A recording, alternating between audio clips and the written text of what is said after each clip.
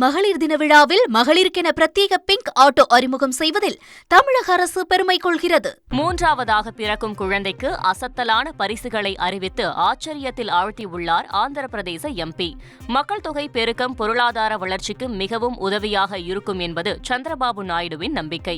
அந்த வகையில் விஜயநகரம் தெலுங்கு தேசம் கட்சி எம்பி அப்பல் நாயுடு நிகழ்ச்சி ஒன்றில் இதுபற்றி பேசும்போது, ஒரு குடும்பத்தில் மூன்றாவதாக பெண் குழந்தை பிறந்தால் அந்த குழந்தையின் பெயரில் 50,000 ரூபாய் டெபாசிட் செய்வோம். அந்த பணம் அந்த பெண் குழந்தை திருமண வயதை அடையும் போது 10 லட்சமாக அதிகரித்திருக்கும் என்றும் தெரிவித்துள்ளார். அதேபோல் மூன்றாவதாக ஆண் குழந்தை பிறந்தால் பசுமாடு, கன்றுக்குட்டி ஆகியவை பரிசாக வழங்கப்படும் என அறிவித்துள்ளார். உளவு பார்த்ததாக குற்றம் சாட்டி இங்கிலாந்து தூதரக அதிகாரிகளை வெளியேற ரஷ்யா உத்தரவிட்டுள்ளது.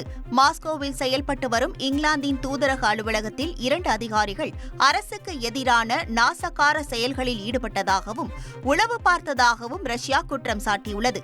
இது தொடர்பாக இங்கிலாந்து தூதரக அதிகாரியை அழைத்து சம்மன் கொடுத்ததோடு குற்றச்சாட்டுக்கு ஆளான 2 அதிகாரிகளை 2 வாரங்களுக்குள் ரஷ்யாவை விட்டு வெளியேற வேண்டும் என உத்தரவிட்டுள்ளது. உலக மகளிர் தின விழாவில் மகளிருக்கென பிரத்யேக பிங்க் ஆட்டோ அறிமுகம் செய்வதில் தமிழக அரசு பெருமை கொள்கிறது.